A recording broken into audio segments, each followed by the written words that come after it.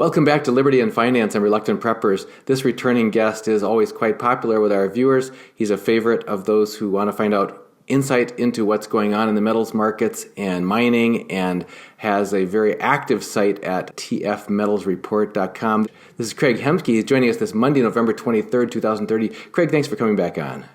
And again, it's always great to see you. Happy Thanksgiving. Happy Thanksgiving to you and your family as well. I know that a lot of families are hunkering down a bit. As you mentioned, yours is this holiday season, and we're just trying to figure out who we can get together with and trying to keep some of that family closeness, keep those ties intact and benefit from the love and fellowship together. And it's a real challenging time to do that. In fact, this has been a challenging year, obviously, and as we head into the Thanksgiving holiday, this will be posting right before Thanksgiving.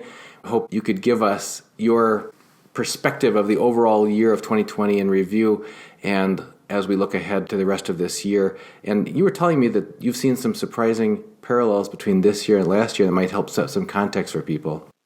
Yeah, there's always, and I'm guilty of this too, Dunnigan, there's always this kind of recency bias that tends to infect you. When things are going up, it's like, oh, it's all it's ever going to do is go up. And then you get in a period like we're currently in, you think, all this is ever going to do is go down. But, no trend line goes to infinity. And unless we're talking about a stock that goes bankrupt, no trend line goes to zero either. Okay, they all break at some point. And so it's important, I think, as you try to fight that recency bias, to keep an eye on what the big picture is, what the fundamentals are, what's actually driving what has been, almost a 50% move in the price of gold, and about that in silver too. Maybe almost a double in silver from low to high. And what is that? What is that fundamental driver? And it is the shift in Fed policy that really began about 2 years ago right now, and was formalized in the summer of 19, and then, obviously really got accelerated by all this COVID stuff that nobody saw coming. So I think it's important that we all, especially at the end of the year, we draw back to where we were 2 years ago, or maybe even again last year at this time. And I just maybe I should remind people this because memories are so short, but 2 years ago right now in November of 18, we had gone through this period of this Fed was allegedly normalizing interest rates, remember? And they were drawing down their balance sheet. That was going to go back to normal. It'd been like $1 trillion before the financial crisis. And they were kind of spinning these plates trying to convince everybody that maybe it was someone going to go back to a trillion again, right? They're like, no way. And you can only raise rates so far before you totally break the economy. And you got all the existing debt that has to be serviced. You can't have mortgage rates go up past a certain point, or the housing, market collapses, all this stuff. So anyway, we get to November of 2018. The interest rate on the U.S. 10-year Treasury benchmark got to about 3.25%. The Fed had drawn down about $700 billion of their balance sheet. And that's about when everything broke. And I suppose a lot of folks remember that in December of 18, the stock market was crashing. It was going down like every single day. And it wasn't until there was an emergency meeting of the Working Group for Financial Markets, what people call the Plunge Protection Team, an emergency meeting of them on Christmas Eve, that suddenly the stock market reversed the day after Christmas and things got better. But recognizing that when it happened, that Fed had reached the end of the line, that all the plates they were spinning had finally stopped spinning and crashed, I put out a report, my annual kind of forecast I do every January, in January of 19, saying that even though we'd been trading sideways and range bound below 1350 for the last 5 years, that 19 was going to be the year we broke out. And people thought I was just, a regular gold shill, pumper, gold bug, all that stuff. Well, guess what? I was right. How about that? And I forecast 1520, well, really 1480 to 1520 as a gold price. It got to 1580 or so in September of last year, fell back for about 100 days, rallied in the last week or two of the year, and finished at 1520. Well, okay, that fundamental picture did not change entering this year, even before we knew anything about COVID. I thought, well, interest rates are going to keep going down. The Fed's going to have to keep pumping. Real interest rates, where you take the interest rate and subtract the inflation rate from it for an actual inflation-adjusted return, we knew those were going to go negative. And so this year, I thought we'd get to 1,800. maybe 21 or 2 in silver. And we got to what? Almost 2,100, and this time in August. And now here we are pulling back again, just like last year.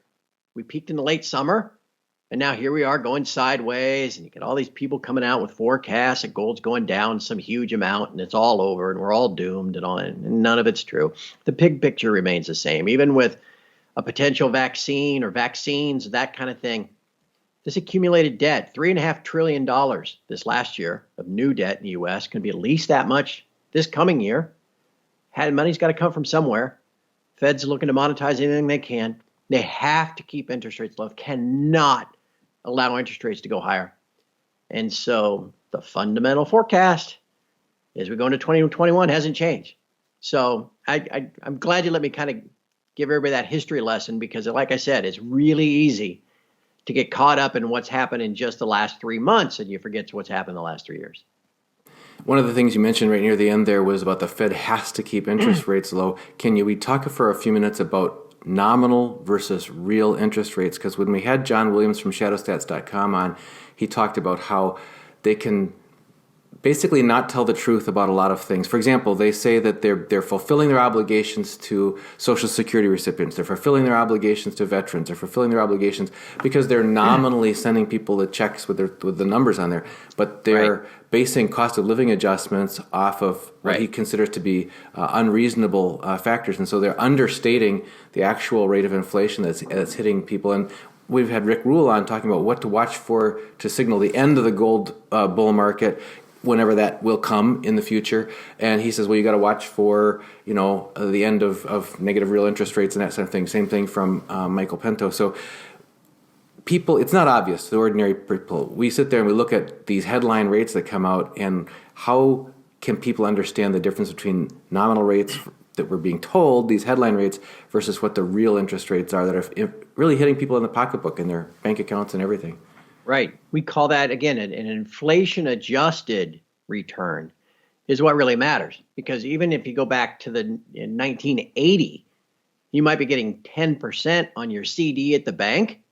But if inflation is 15%, then you're losing 5% of your purchasing power every single year. Your real return is negative 5%. That was the economic condition that prevailed in the late 70s. And not coincidentally, that's when gold went from $100 to $1,000 in about 3.5 years. That's the position that we're heading back into now. We've had positive real rates for decades, where maybe the 10-year interest rate was 5%, but inflation was 2 or 3, because as John Williams points out, it's deliberately understated for government purposes, like keeping those cost of living adjustments down for pensioners. But nonetheless, you'd get a positive return. 5% return minus 2% inflation is plus 3. Okay. Now, typically, that's not good for gold to have positive real returns. And the easiest explanation for that of why is because, gold doesn't pay a dividend. It's all the Warren Buffett stuff of, well, all it does is collect dust, doesn't pay a dividend. Why would I want to own that? Well, if zero dividend is better than negative dividend, and people might say, well, actually gold has a negative cost of carry because you got to store it and all that kind of stuff. Again, if you are, if zero or slightly negative beats the pants off of -1 or -2.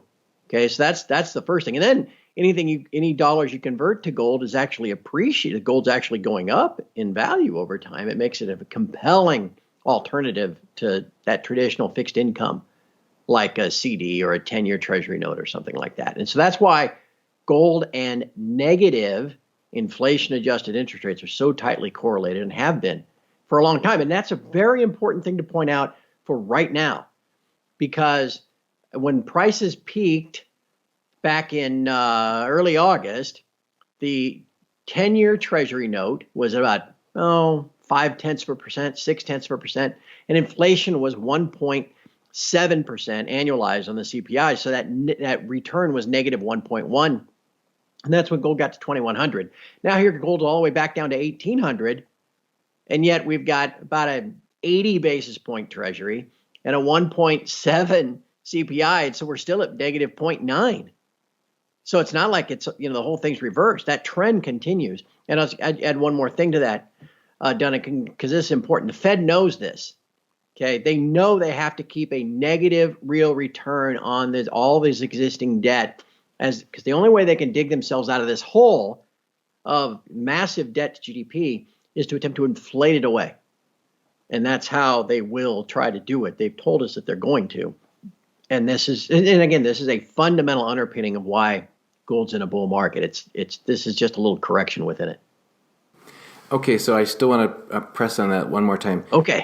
Sorry, did I miss it? No. I think you gave a lot. See, there's a lot to this. It sounds so simple. It's just like interest rates up or down, but it's not simple if you really unpack it. So what I was getting at was how much wiggle room does the Fed actually have? Because if they're trying to do as you say and keep us in a negative real interest rates, and is that why they're trying to get inflation going? All right, that gives them more wiggle room than if they've got a fire to put out. Right. And Powell, Chairman Powell, if people haven't seen this or followed it, you don't have to necessarily go watch it. But you can Google Powell virtual Jackson Hole and just start reading or watch. The Jackson Hole Symposium or whatever they call it is something the Kansas City Fed hosted in Jackson Hole, Wyoming at the end of every August. And all the big shots show in and, show up and attaboy themselves and, probably sit around and drink and stare at the mountains and do whatever those people do. Anyway, it was held online this year. And so Powell gave a speech that was noteworthy, to say the least. And in it, he changed the Fed's policy, where they used to say they had this dual mandate of maximum employment and 2% inflation. And, a lot of us should think, well, why? I mean, why would we want inflation, man? I don't want to pay more for stuff all the time. But that's all part of it. You got to keep the inflation going so you can keep blowing up these debt bubbles and keep servicing the debt with more and more debt. And all, I mean, that's how all these pieces fit together. Well, anyway, what Powell assured us is that no longer is it just 2%. That they're going to keep interest rates low at the time, and they still say this, through 2023, 3 years. At the same time, he said, if we get over 2% inflation, don't worry. That doesn't mean we're hiking rates. We're going to go overshoot it. We're not going to worry about 2% inflation until we average 2% inflation, which means we could do 1% for a year and then, run at 3% for a whole year and still just now be brushing up against that 2% average. So Powell is desperate to spark inflation. And he's gonna eventually. I mean, they're talking about unconventional methods, which is like, you've seen some of this stuff about the Fed digital money and crediting people with basically just helicopter money, free handouts, which frankly, I'm kind of all for, but for so many people are hurting these days, that out of work and not going to be out of work for a really long time with all the lockdowns getting started again. Anyway, they're going to do this. And then here's the big piece of the puzzle that comes with this. They've hinted at it. It's been discussed. It's been studied. It's been done before. And they're going to do it again. And it's called yield curve control, where the Fed actively intervenes in the bond market to not just manage the Fed funds rate, which is when you hear the Fed getting together every 6 weeks and they say the Fed kept interest rates unchanged today. Well, the only rate they actually control is the overnight rate. That's the one they set. And that's the one that's currently at zero. Okay. The market, if you want to call it that, sets the other interest rates by buying and selling of the bonds. Okay. If you get a bunch of sellers or you get too much supply of bonds, the price goes down and interest rates go up. And what the Fed can't have is that nominal, the stated rate go up. They got to keep it down. And that's what for all these different economic reasons, which we probably don't need to go into today. But so anyway, they need to keep it down. So that's something they'll probably institute next year. They'll say, we're not going to allow the 10-year note to go past 1%. If it does, we'll be a massive buyer of bonds to drive it back down. So then all of a sudden you get inflation to go to 2% and 3%. That nominal rate stays at 1%. And now we're at negative 2% inflation adjusted returns. What did I say? We're at 2100 at negative 1.1. Where are we going to be at negative 2? So anyway, that's how did I do that time? Did we answer that a little? Yeah, no, I mean, okay. You weren't off target the first time. It's just there's more to it, and I just trying to fill that out. It's baffling because a lot of us grew up with the idea that interest rates shouldn't go negative. So anyway, it's a strange time we live in. Well, and that's a whole other part of that picture too. We've now got $18.5 trillion worth, notional dollars, of global debt both government debt and public corporate debt, that has a negative yield. You're actually, you buy a bond from the country of Switzerland, you actually pay them for them just to give you your money back at some point. And that's outrageous, Yeah, right? I guess that gets back to where you were talking about before. It's like, what would be the attractiveness of metals in an arena like that? And Right. it's that, where else are you going to hide? Think of that. You're a European citizen, just in that example. You've got euros. You say the same thing about American citizens with dollars that are being devalued, printed away to basically be worthless eventually. That's how this all goes, like Weimar Germany or Venezuela. Okay, you just print so many of them, you got wheelbarrows full, right? You see in the old pictures. Okay, so you got your actual currency that you hold is getting devalued, right? And if you've got this pile of currency and you want to stick it in the bank, you got to pay the bank. Just what? So why in the heck would you not want to then just own gold? And that's a huge fundamental driver. So again, it get back to that original thing that we talked about. This is just a price correction in the phony baloney plastic banana digital futures market. This has nothing to do with the actual value of your precious metal, and that's important to remember. Yeah, another guest of ours mentioned gold as the commodity that stands as a symbol for all other commodities. So, and as a preparedness, reluctant preppers, people are also interested in other non-perishable, real value, real tangible things, whether it's homestead land or ranch land, someplace they can farm or garden. Or my wife and I were looking for lakeshore property where there'd be fish and water available, that kind of thing. People looking for timberland where they have wood that they could use for their wood stove, that kind of thing. So non-perishable food, other tradable items. So anything that's real and has intrinsic, lasting, non-perishable value. But if you look at, I guess metals have been stood as the timeless ultimate substitute for all of those. So you don't have to find somebody who wants exactly what you've got if you've got something that's generic like that. Right. No doubt. We've got a question here about the big picture, as long as we're talking about the big picture of this year and the last year. Andy Innes says, Craig, a question. We all hear about a, quote, reset. And most of us who follow this stuff know what they're referring to when they use that word, but we don't know how it will actually look like and how it will play out. So can you talk to us about your vision? And nobody has a perfect vision of the future, but what you think is a very likely scenario for what a reset would consist of, or how it would impact the ordinary person? Yeah, there's a lot of that out there, these days, because the World Economic Forum, which meets in Davos, Switzerland, every January, right? They have a thing where they're talking about the global reset that is needed. And there are a lot of folks that picked that up and ran with it as if, some big economic cataclysm was coming. I think mainly what they're talking about is kind of big picture. We need a reset about how we do business. We need a reset about how we take care of the climate, all that kind of stuff. So I don't think there's anything like this is going to happen in January. I can be wrong, but I don't think that's where it's going. The other part with the reset problem, and this is often mentioned as some type of debt jubilee. Probably heard that term before too. Where it's like, oh, the debts are so high, we just got to wipe them clean. It's like an example is the student loan debt thing, right? Now all of a sudden, that's all the rage again with Biden talking about, we should just forgive $1 trillion worth of student loan. And look, there's all kinds of moral hazard that comes with that. But where it sounds really good, if you're a student who ran up a $200,000 student loan debt on your art history degree that you have no use for now, having it just be forgiven, oh, hallelujah, that's great. That's fine. If you are the debtor, you love that idea. Problem is, debt in the current system is considered an asset. And so there's somebody on the other side of that that's counting your debt as an asset on the plus side of their ledger. And if you just are allowed to walk away and default, well, what happens to the other person? And that's where this whole problem of a debt jubilee, that's where it becomes pretty unworkable. We've seen the same phenomenon with rent forbearance. People saying the policy, for the next 90 days, whatever, you don't have to pay your landlord. Oh, yay, right. For all the renters. And all of a sudden, all the landlords, even small business owners, that sort of thing, are hurting really badly. Yeah, because he still has to pay the bank. And property tax. All the government just keeps on. Exactly. So this notion that you can just walk away from debt, just wipe this. Man, really hard time seeing how that happens, and how that could work.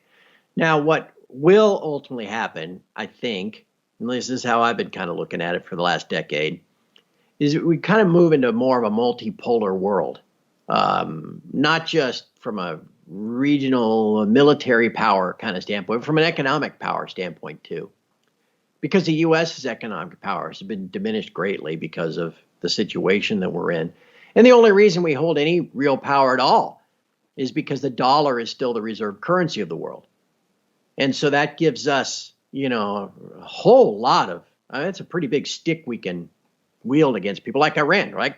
I mean, I'm no fan of the mullahs, but that's how we have policy versus Iran and other countries that we don't like or don't get along with.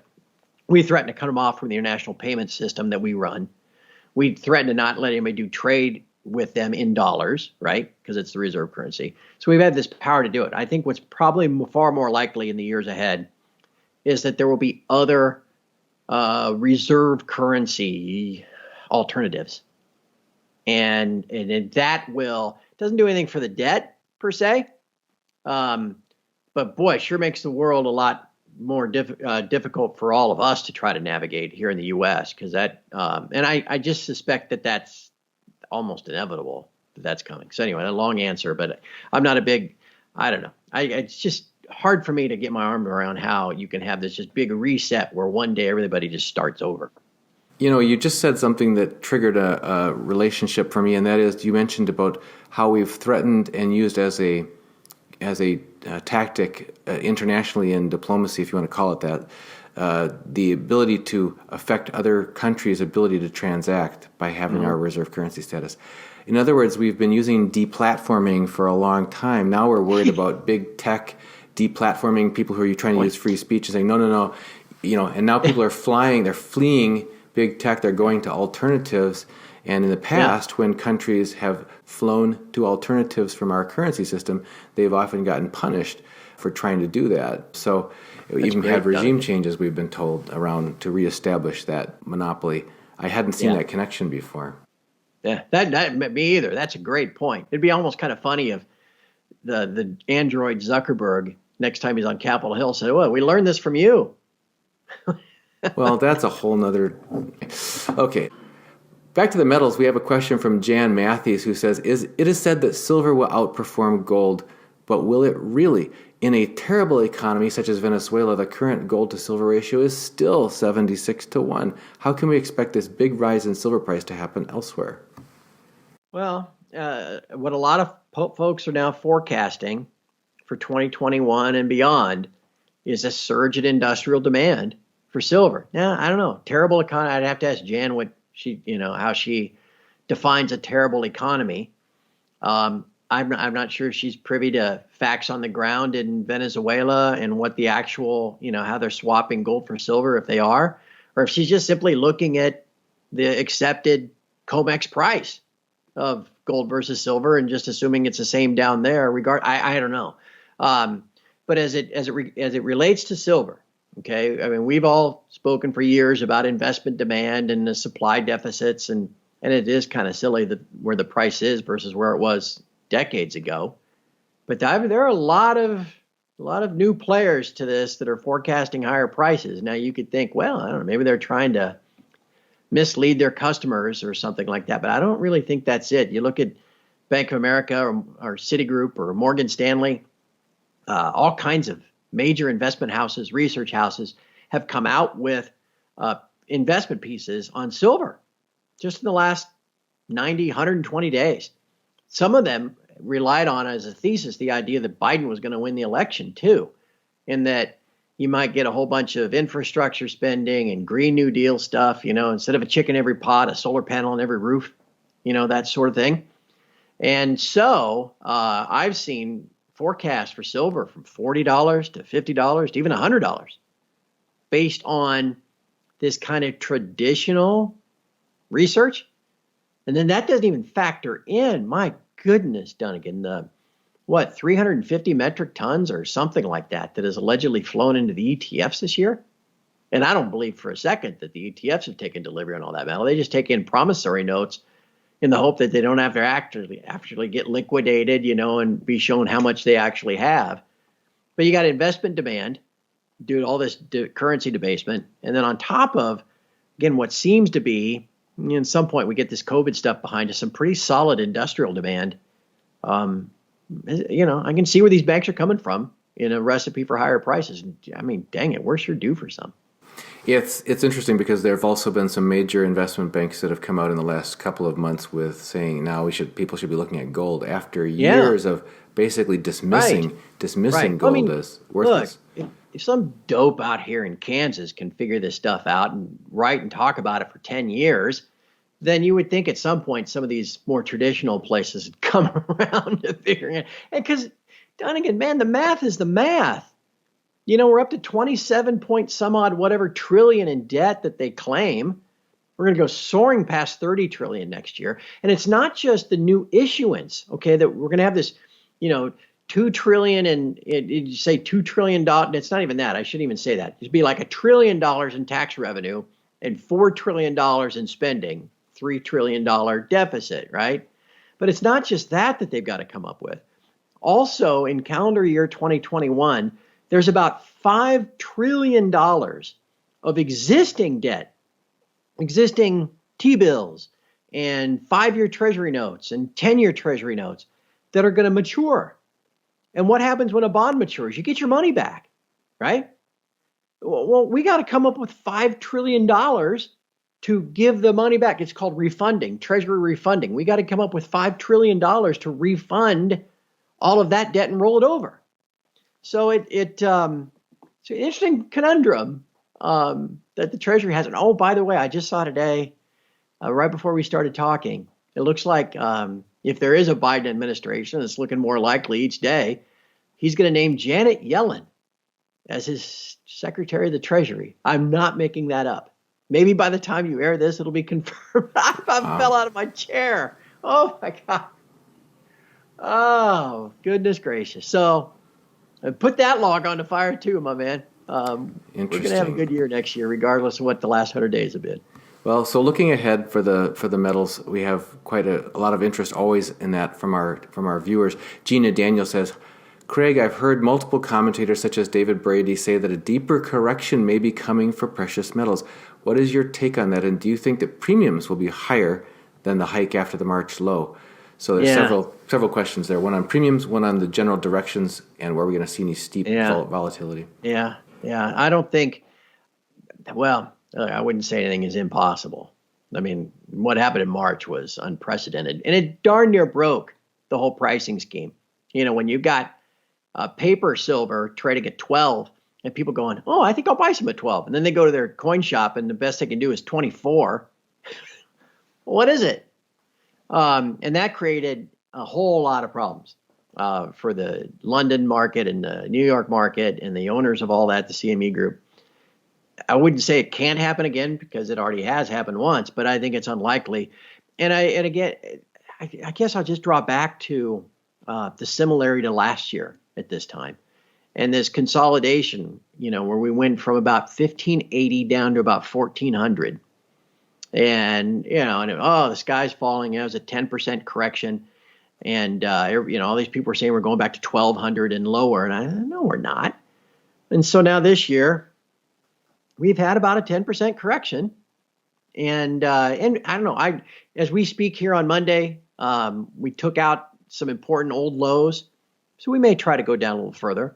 But the problem I have with people waiting or just trying to pick one certain spot where they're going to buy is invariably, that's just is almost impossible to do. And invariably you'll get a bottom and then you'll miss it, and then prices will rally 10%. And you'll be like, well, I'm going to wait because there'll be a pullback. And then the pullback doesn't come and it rallies again. And then really the best thing you can do, Gina, watch Reluctant Preppers, pay attention to what Dunnigan has to say.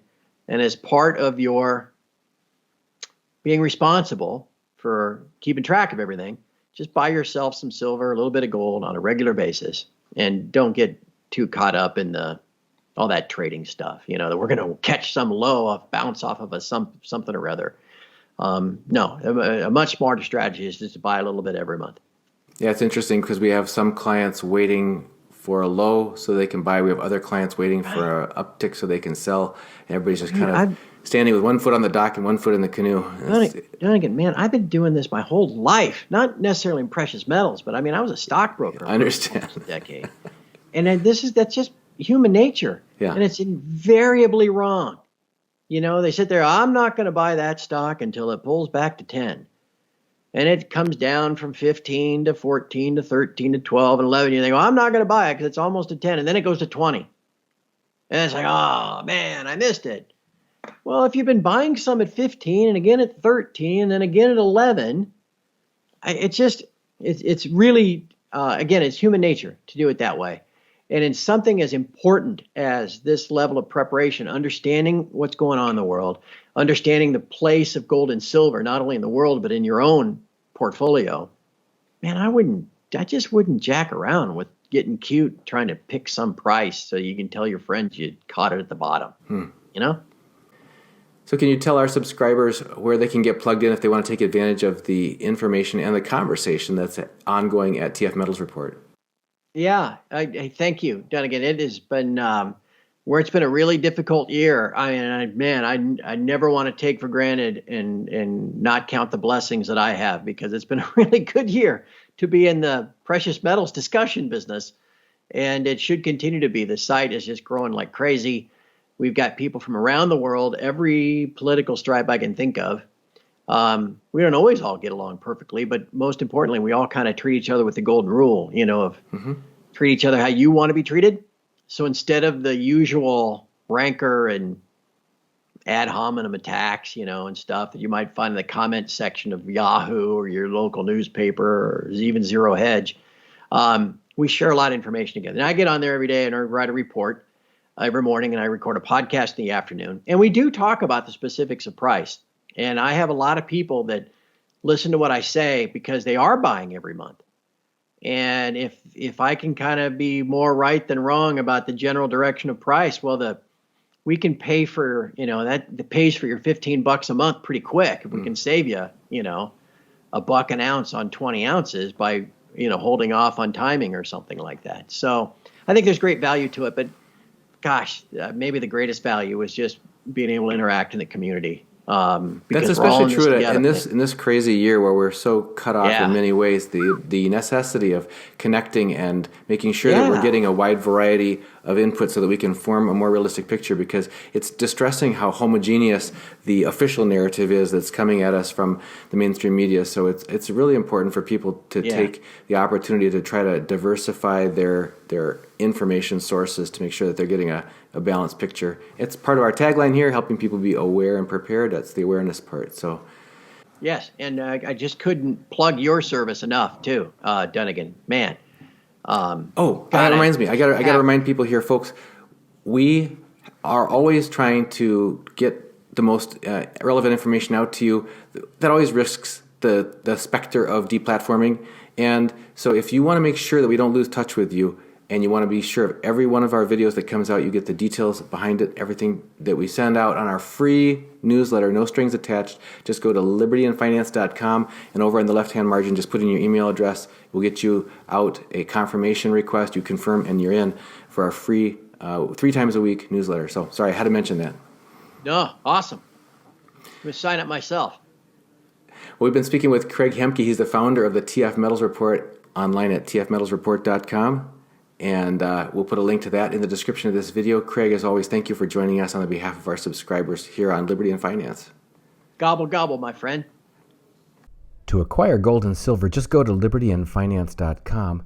When the main site comes up, click on Bullion Sales. That's libertyandfinance.com, Bullion Sales. You'll see my name, Dunnigan Kaiser, my phone number, and my associate, Kaiser Johnson, his phone number, our email, libertyandfinance@protonmail.com.